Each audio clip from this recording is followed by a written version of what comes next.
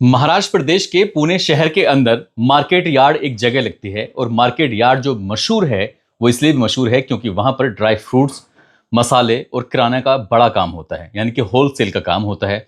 व्यापारियों में आपस में कई बार कंपटीशन की भावना पैदा ना हो जाए, इसलिए करीब करीब 5 साल पुरानी ये बात है। आपस में सभी व्यापारी मिलकर फैसला करते हैं कि क्यों ना हम मिलकर साल में एक बार एक क्रिकेट लीग कराएं, क्रिकेट मैच कराएं, और उसका नाम रखा जाता है MFCL, यानी कि market yard friends cricket league. इस तरह का जो मैच होगा, आपस में मिलेंगे, परिवार के लोग मिलेंगे, बच्चे मिलेंगे, तो आपस में एक मैत्री भावना रहेगी, दोस्ती वाली बात रहेगी और आपस में एक दूसरे से कंपटीशन तो रहेगा, लेकिन ऐसा नहीं रहेगा कि एक दूसरे को देखकर चिढ़े या फिर किस तरह की कोई द्वेष पैदा हो। जब इस तरह की बात होती है तो आखिरकार जब मैच शुरू हो जाता है तो साल 2026 में ये 5वां मैच खेला जाता है। बात है साल 2024 की। इसमें किराना व्यापारी का एक बेटा होता है जिसका नाम होता है चेतन चौधरी, और मसाले कारोबारी का बेटा होता है जिसका नाम होता है साहिल। दोनों ही एक टीम में खेल रहे थे और इसी टीम में खेलते खेलते दोनों बहुत अच्छा खेल रहे थे। साहिल की बहन भी उस दिन मैच में आई हुई थी। जब साहिल की बहन मैच में आई हुई थी, साहिल की बहन ने अपने भाई से कहा कि मुझे उस लड़के से एक बार बातचीत करनी है, बहुत अच्छा खेलता है, क्या तुम मेरी उससे मुलाकात कराओगे? ये बात सुनने के बाद साहिल ने कहा कि कोई दिक्कत नहीं, कोई परेशानी नहीं है, वो अच्छा खिलाड़ी है, आप उससे मुलाकात कर सकते हो। अब भाई ने अपनी बहन को उस लड़के से मुलाकात कराई और मुलाकात कराने के बाद दोनों की पहली मुलाकात, फिर उसके बाद दोस्ती की शुरुआत हो जाती है। वक्त का पहिया जैसे जैसे आगे बढ़ रहा था, किसी ने भी इस बात की कल्पना नहीं की थी कि जिस मार्केट में यहाँ मसाले का कारोबार होता है, इस मार्केट में ड्राई फ्रूट्स का होलसेल का कारोबार होता है और किराने का कारोबार होता है, यहीं इसी मार्केट में एक लड़की अपना केक की दुकान लेकर भी बैठ जाएगी। और वो भी केक की दुकान उस लड़के की किराना स्टोर के बिल्कुल पास में ही होती है। जब वहाँ अक्सर उनकी मुलाकातें होती हैं, मुलाकातें कब प्यार में बदल जाती हैं पता ही नहीं चलता। और इस प्यार के बाद में जो कत्ल होता है, इस कत्ल की बात आज पूरा देश नहीं बल्कि पूरी दुनिया कर रही है। आदाब, नमस्कार, सत श्री अकाल। मैं उस्मान सैफी। पुणे शहर से लगभग 50 किलोमीटर दूर एक जगह लगती है लोहागढ़ किला, और लोहागढ़ किला पर एक ऐसी जगह है, एक ऐसी पहाड़ी है जिसको बिच्छू पॉइंट के नाम से जाना जाता है, पहचाना जाता है। ये 28 जून 2026 की बात है। सुबह 6:30 बजे के आसपास का वक्त हो रहा था।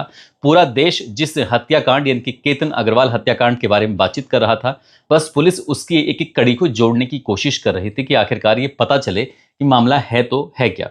अब यहाँ जो केतन अग्रवाल के हत्याकांड में शामिल होते हैं दो लोग, एक का नाम होता है चेतन चौधरी और दूसरी उसकी जो मंगेतर होती है इसका नाम होता है सिया गोयल। अब सिया गोयल को यहाँ से सीधा उस पुणे शहर से करीब करीब 50 किलोमीटर दूर उसी जगह पर लेके जाया जाता है, लोहागढ़ किले पर, जो एक बिल्कुल सुनसान जगह होती है, सुनसान पहाड़ी होती है जिसका नाम होता है बिच्छू पॉइंट।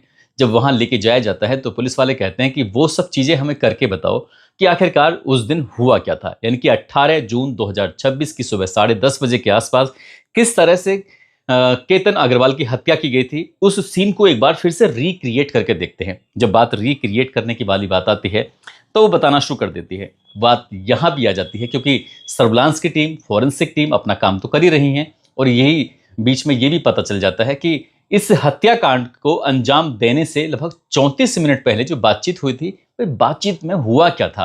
तो बातचीत के माध्यम से ये पता चलता है, जब पुलिस अपनी जांच पड़ताल कर रही थी, कि इस बातचीत में ये फैसला लिया जाता है इस हत्याकांड से 34 मिनट पहले कि अब पीछे नहीं हटना है, अब जो काम करने के लिए आए हैं उसको हर हाल में अंजाम देना ही पड़ेगा। इसलिए जब अंजाम देने वाली बात आती है और उसमें कुछ इशारा दिया गया था, कुछ सिग्नल दिया गया था कि धक्का जो देना है वो चेतन चौधरी ही देगा केतन अग्रवाल को, लेकिन धक्का देने से पहले उसको एक सिग्नल दिया जाएगा कि वहां उस जो पहाड़ी है उसके आसपास कोई व्यक्ति तो नहीं है। और इसका पता तब चलेगा जब लड़की या तो झुककर वो अपने जूतों के फीते बांध रही होगी या फिर बैठकर तसल्ली से पानी पी रही होगी। जब इन दोनों में से कोई भी एक सिग्नल मिल जाएगा तो उस सिग्नल से चेतन चौधरी जो होगा वो एकदम से अलर्ट हो जाएगा। वो पहले से ही यहाँ आराम से छिपा हुआ बैठा हुआ है, वो एकदम तैयारी के साथ बैठा हुआ था। और जब उस लड़के को यानी कि चेतन चौधरी को ये बिल्कुल सिग्नल मिल जाता है, साथ में उसको ये भी बताया गया था सिया को कि तुम्हें भी अपनी भी सुरक्षा करनी है। ऐसा ना हो जैसे पहली बार जब तुमने धक्का दिया था उसने पेड़ की आड़ ले ली थी और पेड़ से जाकर उसने पेड़ को पकड़ लिया था और नीचे गिरने से वो बच गया था। इस बार ऐसा ना हो कि वो चेतन केतन को धक्का दे और वो तुम्हें पकड़ ले, यानी कि सिया को पकड़ ले। तो सिया तुम इस हिसाब से बैठना कि उसका हाथ तुम्हारे शरीर तक, तुम्हारे कपड़ों तक, तुम्हारे बालों तक बिल्कुल भी ना पहुंच पाए, क्योंकि जब उसे धक्का दिया जाएगा तो वो अपनी जान बचाने के लिए कुछ ना कुछ पकड़ने की कोशिश करेगा। ठीक वैसे ही जो दो सिग्नल थे, दोनों सिग्नल के हिसाब से सिया ने अपना काम कर दिया। पहला सिग्नल मिला, उसने फीता बांधते हुए कुछ ऐसा इशारा किया। अब ये चेतन चौधरी समझ जाता है कि मौके पे जाना चाहिए। उसने बहुत ही कम, बहुत ही शॉर्ट टाइम लिया और यहाँ पर केतन अग्रवाल को संभालने का बिल्कुल भी अवसर नहीं मिलता है, मौका नहीं मिलता है। और ये सब हो रहा था जो एक बार फिर से सीन को रिक्रिएट किया जा रहा था। पुलिस जानने की कोशिश कर रही थी कि आखिरकार इस हत्याकांड को किस तरह से अंजाम दिया गया था। लड़की जैसे झुकती है, बैठती है, अपना काम कर रही थी, उसने अपने आप को बचाते हुए यहाँ चेतन चौधरी आता है, उसको धक्का देता है और धक्का देने के बाद निकल जाता है। पुलिस जब सीसीटीवी कैमरे के माध्यम से जांच पड़ताल कर रही थी तो जांच पड़ताल करने के दौरान ही पता चला कि ये चेतन चौधरी जो होता है वो पुणे शहर से लगभग 50 किलोमीटर की दूरी स्कूटर बैठकर आराम से तसल्ली से तय करके आता है, क्योंकि उसने इसको एक आसान माध्यम समझा। हालांकि वो कार से भी आ सकता था, लेकिन उसने स्कूटर को लाना सही समझा। उसने अपने आप का जो रूप था वो पूरी तरह से बदल दिया। 33 डिग्री टेम्परेचर में उसने एक हुडी पहनी हुई थी, उसने अपने सर को ढका हुआ था, मास्क लगाया हुआ था ताकि किसी को आसानी से पहचान ना हो। उस पहाड़ी पर 25 मिनट में पहुंचना हर किसी के बस की बात नहीं है, क्योंकि 3400 फीट की ऊंचाई है। जब आदमी चढ़ेगा तो उसके बाद फिर थकना शुरू हो जाएगा, थकेगा तो आराम आराम ले लेकर उस पर पहाड़ी पर चढ़ना शुरू करते हैं। लेकिन यहाँ चेतन चौधरी जो होता है वो महज 25 मिनट में इस दूरी को तय कर लेता है। 8 मिनट तक वहां घात लगा कर बैठा रहता है। 8 मिनट जब पूरे हो जाते हैं वो अपना काम कर देता है। जब उसे सिग्नल मिल जाता है तो धक्का देकर तुरंत ही वो 15 मिनट में वापस आ जाता है। पुलिस प्रशासन की टीम जब ये इस मामले की जांच पड़ताल कर रही थी तो वो ये कह रहे थे कि बहुत सारे लोगों से इस बात बारे में पूछा गया, पड़ताल की गई, खासकर वहां के लोहागढ़ के जो कर्मचारी होते हैं, गार्ड जो होते हैं, कि क्या कोई इतने कम समय भी घूम के आ सकता है। वो कहते हैं कि सर असंभव है, जहां कई कई घंटे लग जाते हैं घूमने में, वहां कोई व्यक्ति 25 मिनट में चला जाएगा, उसके बाद 8 मिनट वहां पर रुकेगा और करीब करीब 15 मिनट में वापस लौट कर आ जाएगा। ऐसा तो सिर्फ किसी ना किसी मंशा को अंजाम देने के लिए ही किया जा सकता है, वहां घूमने के हिसाब से बिल्कुल भी नहीं किया जा सकता। जब मीडिया रिपोर्ट, और इसमें यह भी आता है मीडिया रिपोर्ट में कि जब पुलिस इस मामले की जांच पड़ताल कर रही है तो ये कहानी सामने आती है कि सिया इतनी, जैसे उसका नाम है ना सिया, जैसे सिया को सियार के उससे मतलब जोड़ के देखा जा रहा है। सियार को मतलब चालाक किस्म का एक जानवर माना जाता है। हम नहीं कह रहे, लेकिन लोगों का इस तरह से कहना है, इस तरह का बात है।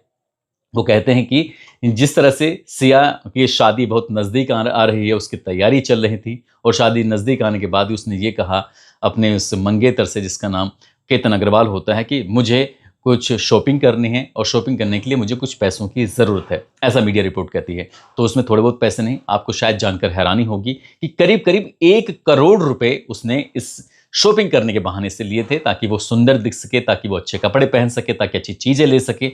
इसके लिए 1 करोड़ रुपए केतन अग्रवाल देता है। उसके लिए 1 करोड़ रुपए की रकम बहुत मामूली सी रकम है, क्योंकि उसकी जो नेट वर्थ है, ऐसा बताते हैं कि लगभग 600 करोड़ रुपए के आसपास है। यानी कि 600 करोड़ का वो जो मालिक हो, उसके लिए 1 करोड़ रुपए की क्या रकम। उसने यूं इंतजाम किया और तुरंत अपनी मंगेतर को, सिया गोयल को दे देता है। और जैसे सिया गोयल ने वो पैसे लिए तो उसने उसकी शॉपिंग नहीं की, बल्कि उसने अपने प्रेमी, जिसका नाम चेतन चौधरी होता है, चेतन चौधरी को उसने वो रकम दे दी है।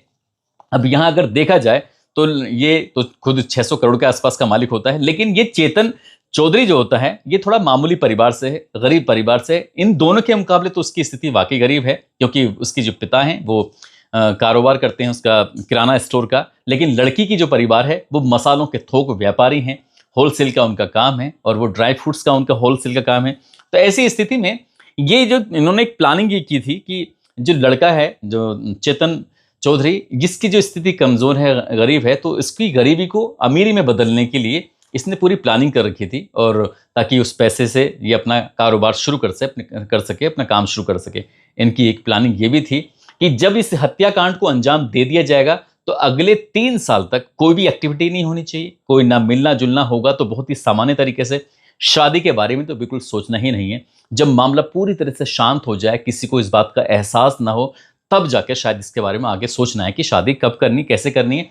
परिवार के लोगों को पूरी जानकारी देनी है कि हाँ, एक लड़का है, मैं उससे शादी करना चाहती हूँ, या कुछ ऐसा ही। वो एक कहानी आगे फ्यूचर भविष्य में जो भी मौका मिलता है उस हिसाब से गढ़ लेते हैं, लेकिन कहानी गढ़ने से पहले ही इनकी जो कहानी के पुराने पन्ने थे वो खुलकर लोगों के सामने आ जाते हैं। अभी तक मीडिया रिपोर्ट में जिस तरह से ये बात आ रही थी कि ये लड़की बीकॉम की छात्रा थी, या बीकॉम इसने फाइनल कर लिया था, जब पूजा गोयल यानी कि सिया की जो माँ होती है, सिया की माँ का जब इंटरव्यू चल रहा था तो इंटरव्यू में उस एक पत्रकार पूछ लेता है कि तुम्हारी बेटी कितनी पढ़ी लिखी है, तो उन्होंने एकदम ईमानदारी के साथ साफ साफ स्वीकार कर लिया कि जो उनकी बेटी है वो 12वीं फेल है, इनकी 12वीं की परीक्षा भी वो पास नहीं कर पाती है, लेकिन जो उसका दिमाग है वो दिमाग वाकई इतना शातिर था कि आज बड़े बड़े पढ़े लिखे लोग आईएएस आईपीएस इस मामले में सोचकर भी हैरान हैरान हो जाते हैं कि आखिरकार वो लड़की किस किस्म की शातिर लड़की रही है।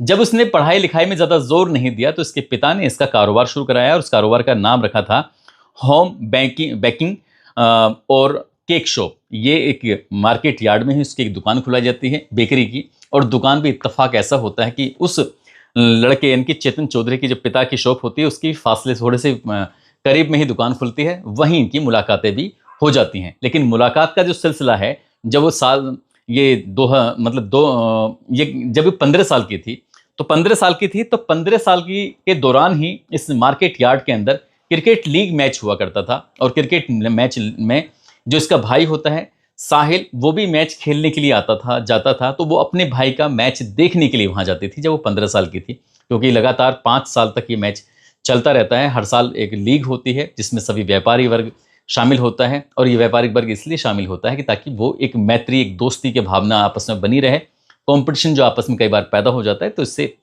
उनके अंदर कोई द्वेष ना पैदा हो, आपस में दोस्ती वाली बात बनी रहे। लड़की जब 15 साल की थी तो 15 साल हो, 16 साल, 17 साल, 18 साल, इस तरह से लगातार वो मैचों में आती थी, देखती थी। तब उसकी नज़र पड़ जाती है चेतन चौधरी पे मैच खेलते हुए पे। जब भी इसने अपने भाई साहिल से कहा कि मुझे उस लड़के से एक बार बात करा दो, मुझे उसका मैच बहुत अच्छा लगता है, तो इसके भाई साहिल ने उसकी मुलाकात कराई, उसके बातचीत कराई, और इनकी आपस में दोस्ती हो जाती है। और ये दोस्ती तब और गहरी हो जाती है जब इसके लड़की के पिता इसकी बेकरी की दुकान खुलवाते हैं। अब दुकान खुलती है तो वहाँ मिलना जुलना बातचीत करना इनका हो ही जाता है, और मीडिया रिपोर्ट से ये भी पता चलता है कि ये करीब कई दिनों के हिसाब से अपने पूरी दोस्तों के साथ, टीम के साथ ये उदयपुर में भी घूम के आए थे, जहाँ ये एक दूसरे के बेहद करीब आ जाते हैं। अब बेहद करीब से भी आप अंदाज़ा लगा सकते हैं कि इस तरह से बेहद करीब कितने और कैसे आ सकते हैं जब कोई घर से, परिवार से दूर लड़का और लड़की रहते हैं, जब वहाँ कोई रोकने वाला, वहाँ कोई टोकने वाला ना हो। लेकिन सिया गोयल ये नहीं जानती थी कि जनवरी 2026 में एक कर्नाटक में शादी समारोह होगा। उस कर्नाटक में शादी समारोह में यहाँ सिया गोयल के जो परिवार वाले होते हैं, उसकी माँ पूजा, उसके पिता प्रवीण कुमार, और इधर जो केतन अग्रवाल होता है उसकी माँ, उसके पिता, ये परिवार के लोग एक शादी समारोह में मिल जाएंगे। और शादी समारोह में मिलने के दौरान ही इनकी आपस में एक मुलाकात हो जाएगी। जो इसके विशाल अग्रवाल होते हैं केतन के पिता, उनके चचेरे मामा के थ्रू आपस में मुलाकात हो जाती है, और वहीं से फैसला कर लेते हैं। और इसी दौरान शायद ऐसा दावा भी किया जाता है कि जो सिया गोयल होती है उसकी माँ ये दावा बता देती है कि हमारी बेटी ज़्यादा पढ़ी लिखी नहीं है, वो 12वीं फेल है। तो उन्होंने कहा कि हमें इस रिश्ते से कोई ऐतराज़ नहीं है, हमें कोई आपत्ति नहीं है, हम इस रिश्ते को लेकर तैयार हैं। और यही कारण था कि फरवरी 2026 में दोनों की धूमधाम से सगाई हो जाती है। सगाई हो जाती है और ये बात चेतन चौधरी को पसंद नहीं आती। चेतन चौधरी से ज़्यादा सिया गोयल को पसंद नहीं आती। सिया गोयल चाहकर भी इस रिश्ते को नहीं मानना चाह रही थी, परिवार के लोग तैयार थे। इसलिए यहाँ एक फैसला किया गया। जो चेतन चौधरी होता है वो सिया से कहता है कि एक काम करते हैं, तुम इस रिश्ते से खुश नहीं हो तो हम लोग यहाँ से दूर चलते हैं, भाग चलते हैं। हम लोग भाग जाएंगे तो जाहिर सी बात है सब लोगों को पता चल जाएगा। तो लड़की कहती है कि बहुत ज़्यादा बदनामी हो जाएगी। इस बदनामी से बचने के लिए ही उसने ये पूरा खेल रचा, पूरी कहानी रची। और उसको आइडिया तब आता है जब वो 31 मई 2026 को पहली बार लोहागढ़ की पहाड़ियों पर जाते हैं, और जो उसका प्रेमी पूछता है कि लोहागढ़ की पहाड़ी पर घूम के आ गई, तो कहती है कि आज तो मुझे इतना गुस्सा आ रहा था, मेरा मन कर रहा था कि मैं उसे पहाड़ से धक्का दे दूं। जब बात पहाड़ से धक्का देने की आती है तभी उसके दिमाग में आइडिया क्लिक कर जाता है कि आप तो यहीं से कुछ ना कुछ, हालांकि उन्होंने कई अलग अलग माध्यमों से, जो सोशल मीडिया के अलग अलग माध्यम होते हैं, वहाँ से जानने की कोशिश की कि आखिरकार हत्या कैसे करें जो बिल्कुल हादसे का रूप लगे। और ये इस मामले में अपने कोशिश में थे, और कोशिश करने के दौरान ही ये लड़की इससे दूर ही रहना चाहती थी। इंडोनेशिया का बाली का ट्रिप जो था, उसने पासपोर्ट गायब करके उसको बता दिया कि हम लोग नहीं जाना चाहते। और ये बात अब मीडिया में लगातार आ रही है, किस तरह से जो उनका ड्राइवर होता है पूरी कहानी बताता है कि पासपोर्ट किस तरह से गायब किया गया था। हालांकि जो विदेशी ट्रिप था वो नहीं होता है। उसके बाद फिर दोबारा कोशिश करते हैं कि 5 जून 2026 को चलो लोहागढ़ किले ही चलते हैं वहाँ, क्योंकि उसको धक्का देना था। लेकिन लड़के के परिवार वाले इस बात को लेकर तैयार नहीं थे। तो जब ये 5 को नहीं जा पाते हैं तो 14 जून को जाते हैं। जब 14 जून को जाते हैं तो लड़की सचमुच मौका मिलते इसको धक्का दे देती है, लेकिन उस दिन उसकी किस्मत अच्छी थी, वो पेड़ की आड़ ले लेता है और पेड़ की आड़ लेने के बाद वो बच जाता है। लेकिन उसने ये प्लानिंग कर लिया था नेक्स्ट टाइम, और नेक्स्ट टाइम प्लानिंग होती है 17 जून 2026 को। एक कैफे शॉप पे वो मुलाकात करते हैं। मुलाकात करने के बाद पूरी प्लानिंग करते हैं कि किस तरह से कल सुबह जाएंगे, हत्या करेंगे। हत्या करने के बाद वहाँ के एक एक चीज़ की प्लानिंग कर ली जाती है और वो प्लानिंग उनकी कामयाब हो जाती है 18 जून 2026 की सुबह लगभग 10:30 बजे के आसपास। लेकिन वो ये नहीं जानते थे कि ये मामला इतना हाईलाइट हो जाएगा, भारत ही नहीं बल्कि दुनिया के अलग अलग हिस्सों में लोग इसके बारे में बातचीत करेंगे। इस बात की कल्पना ना तो सिया गोयल ने की थी, ना ही चेतन ने की थी। और यही कारण है कि आज हर जुबान पर इस हत्याकांड के बारे में बार बार चर्चा हो रही है। और इससे भी बड़ी हैरान करने वाली बात यह है कि जो लड़की की माँ है, उसके पिता हैं, वो दोनों कहते हैं कि हमारी लड़की की अगर गलती है तो उसे भी उसी पहाड़ से धक्का देकर उसे मार दिया जाए। यानी कि ये से कह सकते हैं कि पब्लिक को इमोशनली अपनी तरफ अटैच करना। अगर वो इतने ही सीधे हैं तो बड़ा इस बात का भी थोड़ा उन्हें अंदाज़ा लगाना चाहिए कि जनवरी 2026 से और 18 जून की सुबह 2026 तक उनकी जो बातचीत हुई है वो 2004 बार कॉल की गई हैं। 2004 बार कॉल की हैं, जिन या घंटे में बात करें तो 238 घंटे। यानी कि दिन और रात कोई व्यक्ति अगर बात करना चाहे तो 10 दिन तक बातचीत करता रहेगा, तब जाकर उनकी बातें खत्म होंगी। तो माँ बाप बिल्कुल ही इतना इनोसेंट हो जाते हैं कि उनको ये पता ही नहीं चलता कि उनकी लड़की लगातार कॉल कर रही है, लगातार बातचीत कर रही है। और वो पब्लिक में सिंपैथी हासिल करने के लिए वो बयान देते हैं कि हमारी लड़की को भी वहीं से धक्का दे दो जहां से क्या उसने केतन अग्रवाल को धक्का दिया है। लेकिन इससे भी बड़ी हैरान करने वाली बात यह है, आप लोग सोचने पर मजबूर हो जाएंगे, क्योंकि पुलिस के पास ऐसा कोई सबूत नहीं है जिससे कोई ये आकर कह सके अदालत में खड़ा होकर कि साहब मैंने इसको धक्का मारते हुए देखा है, इसलिए अदालत इस फैसले पर पहुंची है कि इसको इतनी सजा दी जाती है। क्योंकि चश्मदीद कोई भी नहीं है और फोरेंसिक रिपोर्ट है, साथ ही सीसीटीवी और डिजिटल जो रिपोर्ट है, इस आधार पर यह केस कितना टिक पाएगा ये भी कहना बहुत मुश्किल है। अगर ये ऐसे ही रहा तो फिर ये सिया गोयल और साथ ही जो उसका प्रेमी है जिसका नाम चेतन चौधरी है, वो ज़्यादा दिन तक सलाखों के पीछे रहने वाले नहीं हैं। जैसे क्या राजा रघुवंशी की हत्या करने वाली जो उसकी पत्नी सोनम रघुवंशी, वो आजकल सलाखों से बाहर है, आराम से बाहर की ज़िंदगी जी रही है। तो एक आध साल के बाद देखना ये भी शायद बाहर ही घूमती दिखाई देगी, क्योंकि अदालत दलीलों पर नहीं चलती, अदालत सबूतों पर चलती है। अदालत को सबूत चाहिए। बाद में सब आप लोग कहेंगे कि देखो अदालत ने इसे बाहर छोड़ दिया, लेकिन जब पुलिस सबूत ही इकट्ठा नहीं कर पाएगी पूरी मात्रा में, तो भले ही चाहे कितनी भी रिपोर्टिंग कर ली जाए, कितनी भी इस पर लगातार कहानियां सुना दी जाएं, लेकिन शायद केतन अग्रवाल को इतना उसे इंसाफ नहीं मिलेगा जिस इंसाफ की पब्लिक डिमांड कर रही है। पब्लिक तो शायद ये डिमांड कर रही है कि आज की आज ही फांसी के फंदे पे चढ़ा दो, लेकिन जो भारत का कानून है, कानून के हिसाब से ही चला जाएगा, वैसे नहीं। दोस्तों, इस पूरे घटनाक्रम को सुनाने का उद्देश्य किसी को परेशान करना नहीं है, किसी का दिल दुखाना नहीं है, बल्कि आपको जागरूक करना है, आपको सचेत करना है। और जाते जाते अम्बेडकर नगर की रहने वाली हैं खुशी, आज इनका जन्मदिन है, इनको जन्मदिन की ढेरों सारी शुभकामनाएं, बहुत बहुत मुबारकबाद।